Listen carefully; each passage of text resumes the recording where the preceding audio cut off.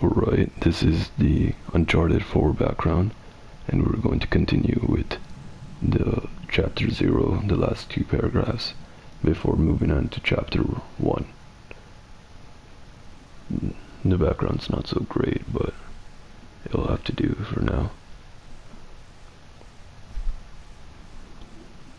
In many of the more relaxed civilizations on the outer eastern rim of the galaxy, the Hitchhiker's Guide has already supplanted the great Encyclopedia Galactica as a standard repository of all knowledge and wisdom, for though it has many omissions and contains much that is apocryphal, or at least wildly inaccurate, it scores over the older, more pedestrian work in two important respects.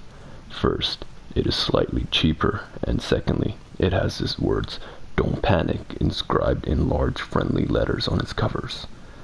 But the story of this terrible stupid Thursday, the story of its extraordinary consequences, and the story of how these consequences are inextricably intertwined with this remarkable book, begins very simply.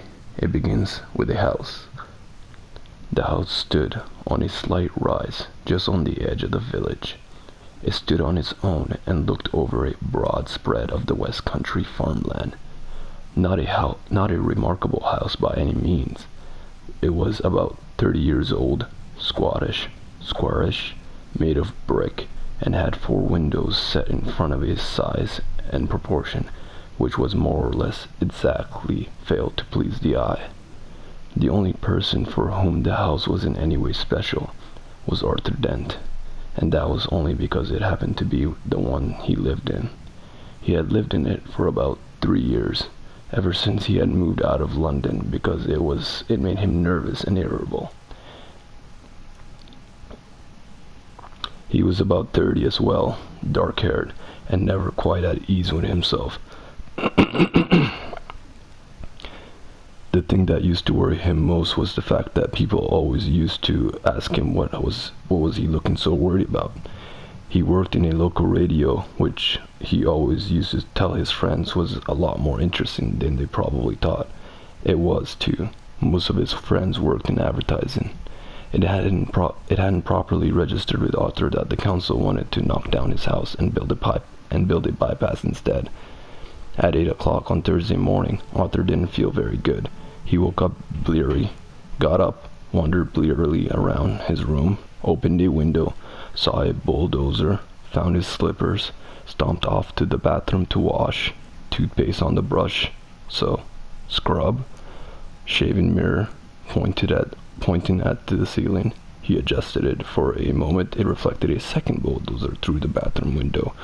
Properly adjusted, it reflected Arthur Dent's bristles. He shaved them off, washed, dried, and stomped off to the kitchen to find something pleasant to put in his mouth. Kettle, plug, fridge, milk, coffee, yawn.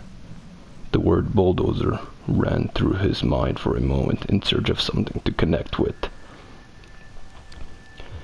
The bulldozer outside the kitchen window was quite a big one. He stared at it. Yellow, he thought, and stomped off back to his bedroom to get dressed. Passing the bathroom, he stopped to drink a large glass of water and another. He began to suspect that he was hungover. Why was that he was hungover? He had been drinking the night before? He supposed that he must have been. He caught a glint in the shaving mirror. Yellow, he thought, and stomped to the bedroom. He stomped and thought. The pub, he thought. Oh dear, the pub. He vaguely remembered being angry about something that seemed important. He'd been telling people about it at a great length. He rather suspected. His clearest visual recollection was of glazed looks on people's faces. Something about a new bypass he had just found out about. It had been in the pipeline for months, only no one seemed to have known about it. Ridiculous. He took a swig of water. It sorted itself out, he decided. No one wanted a bypass. The council didn't have a leg to stand on. It would sort itself out. God, what a terrible hangover it had earned him, though. He looked at himself in the wardrobe mirror. He stuck out his tongue. Yellow, he thought. The word yellow ran through his mind in search of something to connect with. 15 seconds later, he was out of the house in line in front of a big yellow bulldozer that was advancing up his garden path. Mr. L. Prosser was, as they say, only human. In other words, he was a carbon-based life form descended from an ape. More specifically, he was 40, fat and shabby, worked for the local council. Curiously enough, though, he didn't know it, he was also a direct male line descendant of Genghis Khan, though intervening generations and racial mixing had so juggled his genes that he had no discernible Mongoloid characteristics, and the only vestiges left in Mr. L. Prosser of his mighty ancestry were a